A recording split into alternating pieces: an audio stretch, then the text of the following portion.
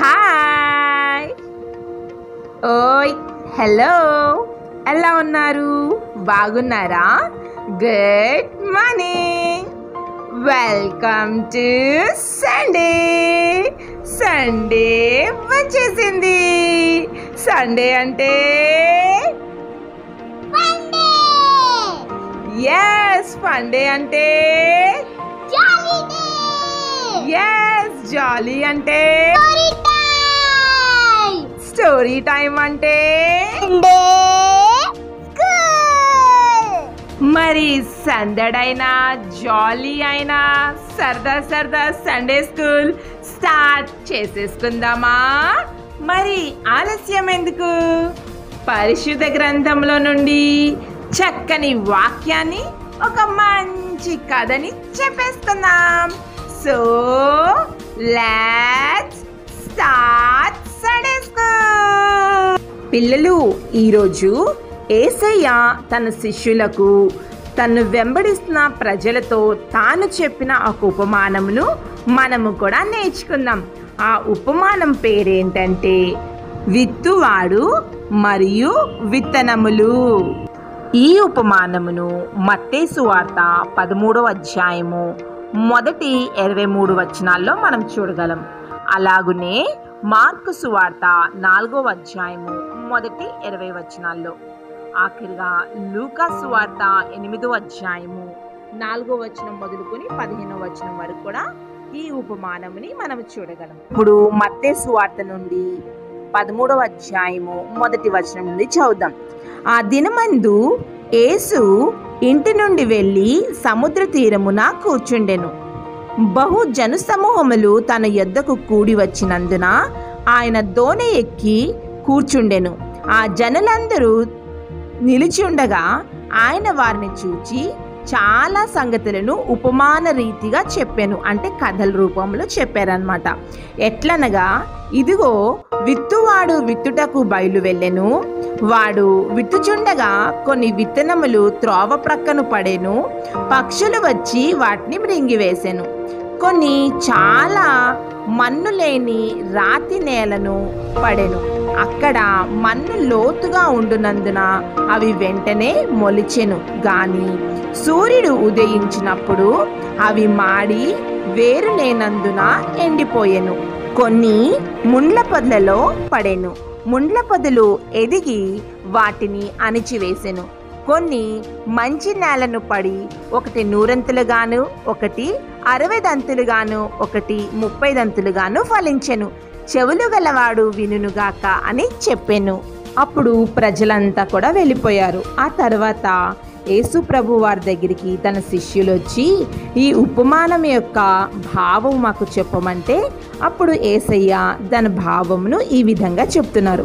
ఎవడైనను రాజ్యంను గూర్చిన వాక్యము వినియు గ్రహింపక ఉండగా, అంటే దేవుని కొరకు సువార్త చెప్తాం కదా, లేదా చర్చ్లో వెళ్ళినప్పుడు Sunday school teacher, Sunday school అక్క కానీ మనకి వాక్యాలు చెప్తుంది, ఓకేనా? అలాగే పాస్టర్ గారు మనకి వాక్యాలు చెప్తారు, చాలా విషయాలు బైబిల్లో చెప్తారు కదా. వాళ్ళు వింటారు కానీ దాన్ని అర్థం చేసుకోరు. అట్టి వారి కోసము చెప్తున్నారు అనమాట. విత్తువాడంటే సండే స్కూల్ టీచర్ కానీ పాస్టర్ గారు కానీ, విత్తనాలు ఏంటి? దేవుని వాక్యం. అవి చెప్తారనమాట. ఆ నేల, మట్టి నేల, రాతి నేల, త్రోవ పక్కన అంటున్నారు కదా, అవి మన హృదయాలు అనమాట. ఈ విత్తనాలేమో దేవుని వాక్యాలు, లేదా దేవుని కొరకు చెప్పబడిన కథలు, ఆ యొక్క అద్భుతాలు అనమాట. అవి చెప్తున్నప్పుడు మనం అర్థం చేసుకోము కానీ వింటూ ఉంటాం. అప్పుడు ఏమవుతాయి అంటే, ఈ విత్తనాలు వేసినప్పుడు కొన్ని త్రోవ పక్కన పడిపోయాయి కదా, అవి ఎవరు తినేశారు? అవును, పిచ్చుకలు. అంటే సాతాను వచ్చి ఆ వాక్యాన్ని ఎత్తుకుని వెళ్ళిపోయాడు అనమాట. అంటే మన దేవుని వాక్యాన్ని విన్నప్పుడు శ్రద్ధగా దాన్ని వినాలి, దాని భావము, దాని అర్థం తెలుసుకోవాలి.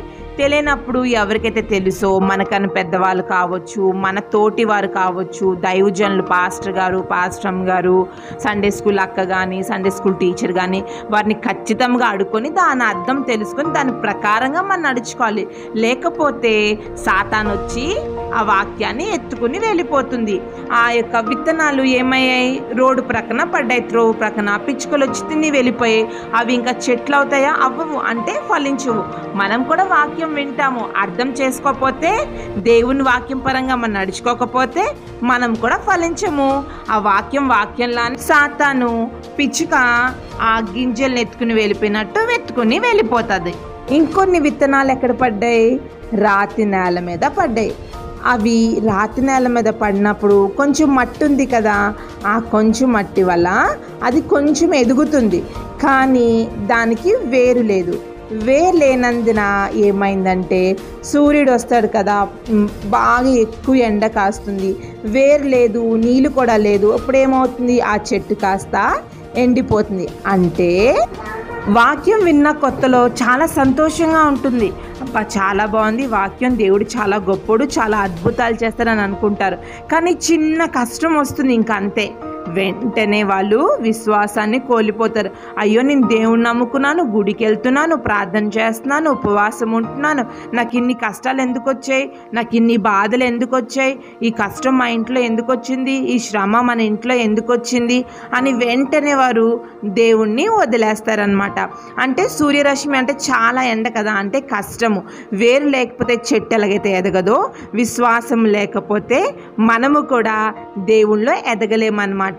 అవి రాతి నేల మీద పడిన విత్తనం వంటివి. చాలా సంతోషంగా ముందు బాగానే ఉంటుంది, తర్వాత మనకి చిన్న చిన్న శ్రమలు, కొన్ని కష్టాలు వచ్చాయనుకో, అప్పుడు కూడా దేవుళ్ళు నిలబడాలి. కానీ ఈ రాతి నేల మీద పడిన విత్తనాలు ఏమవుతాయి? కొంతకాలం ఎదిగి తర్వాత సూర్యరశ్మిని తట్టుకోలేక అవి వాడిపోతాయి. అలాగే కష్టాలు తట్టుకోలేక కొంతమంది ఇంకా దేవుడు వద్దు, ఇంక ఏది వద్దు అని సైలెంట్గా ఉండిపోతారనమాట. మరికొన్ని విత్తనాలు ముండ్ల పొదలో పడిపోయాయి కదా. ఈ విత్తనాలు చక్కగా బాగానే ఎదుగుతాయి. కొంచెం ఎదిగిన తర్వాత చుట్టుప్రక్కల ముండ్ల పొదలు ఉన్నాయి కదా, వాటి వల్ల అవి కిందకి అణచబడతాయంట. అంటే అర్థం ఏంటంటే, మనం దేవుని వాక్యాన్ని వింటాం, ఇష్టంగా చర్చ్కి వెళ్తాం, పాటలు పాడతాం, అన్నీ బాగానే ఉంటుంది. కానీ ఈ లోక ఆశ ఉంటుంది చూసారా, శరీరాశ అంటే శరీరానికి కావాల్సిన సుఖము, సంతోషము, అలాగే నేత్రాశ, కంటికి కనబడినవన్నీ కూడా, జీవపు డంబు అంటే లేని వాటిని ఉన్నాయి అనుకోవడము, ఉంటే బాగుండు అనుకోవడము, ఇలాగనమాట. లోకంలో ఉన్నవన్నీ కూడా నాకు కావాలి, ధనం మీద ఆ వ్యామోహము, సినిమాలు, షికార్లు, హోటళ్ళు, పబ్బులు, స్నేహితులు, ఇంకెంతసేపు మేకప్లు, ఇంకా చాలా అనమాట. చెడు అలవాట్లు, బ్యాడ్ హ్యాబిట్స్ అన్నీ కూడా వీళ్ళకే. చూసినవన్నీ కూడా కావాలి, అన్నీ తినాలి, అంత ఆరోగ్యం పాడు చేసుకుంటారు. ఇవన్నీ ఏం చేస్తాయంటే మనం దేవుళ్ళో ఎదగకుండా దేవుణ్ణి పక్కన పెట్టేసి ఇంకా లోకంతో పాటు కలిసిపోయి లోకంలో బ్రతికి లోకంలోనే వాళ్ళు చనిపోతారు. సరిగా ఏ విత్తనాలైతే మంచి నేల మీద పడతాయి, నేల అంటే ఏంటి? మన హృదయము. విత్తనాలు దేవుని యొక్క వాక్యము. ఏ హృదయం అయితే మంచిగా దేవుని వాక్యాన్ని అర్థం చేసుకుంటాయో, దాని ప్రకారంగా జీవిస్తారో, అట్టివారు సఫలులై ఒక్కడు 100 ఒకడు 60 ఒకడు 30 ఫలించును. చూసారా పిల్లలు? అందుకే మనం వాక్యం విని గ్రహింపని వారంగా ఉండకూడదు. సాతాను వచ్చి ఎత్తుకుని వెళ్ళిపోద్ది. వాక్యము లోతుగా తెలుసుకోవాలి, లేకపోతే కష్టాలు వస్తే పడిపోతాం. అలాగే ఇహలోక ఆలోచనలో పడిపోకూడదు. ఇహలోక ఆలోచనలు మనకి ఏం చేస్తే అణిచివేస్తాయి. దేవుని వాక్యాన్ని అర్థం చేసుకొని దాంట్లో ఆనందిస్తే గొప్పగా మనము ఫలిస్తాం. మరి చిన్న ప్రార్థన చేసుకుందామా? మరి కళ్ళు మూసుకోండి, చిన్న ప్రార్థన చేసుకుందాం. మహాపరిశుద్ధుడా, మహాఘనుడా, మీకు వందనాలు.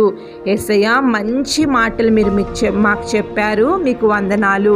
యేసయ్య, మేము మంచి నేల వలె ఉండాలి. మా హృదయం ఇదిగో ప్రభువా, నువ్వు చెప్పిన ప్రతి వాక్యం విని గ్రహించి అట్టి రీతిగా మేము జీవించడానికి మా కుటుంబాలు, మా స్నేహితులు, మా బంధువులు అందరూ కూడా ప్రభువా నీ వాక్యాన్ని అర్థం చేసుకొని దాని ప్రకారంగా జీవించి 100 60 30 మేము ఆశీర్వదించబడాలి.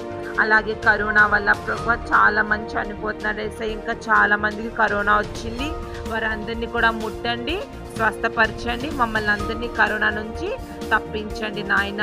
ప్రభు మరొక మారు మమ్మల్ని అందరినీ జ్ఞాపకం చేసుకోండి, మా కుటుంబాలను జ్ఞాపకం చేసుకోండి. మమ్మల్ని అందరినీ కూడా కరోనా నుండి తప్పించమని త్వరలో రానే ఉన్న నజరేయుడైన యేసుక్రీస్తు నామంలో అడిగి వేడుకుంటున్నాము తండ్రి, ఆమేన్. ఓకే, బాయ్ పిల్లలు. Take care. I love you. See you soon. అప్పటి వరకు stay home, stay safe. Thank you for watching this program. Story చూసుకున్నందుకు మీకందరికీ థ్యాంక్ యూ. మా స్టోరీ కానీ మీకు నచ్చితే లైక్ చేయండి, కామెంట్ చేయండి, షేర్ చేయడం మర్చిపోకండి. ప్లీజ్ సబ్స్క్రైబ్ చేస్తారా? ప్లస్ ఎందుకు సబ్స్క్రైబ్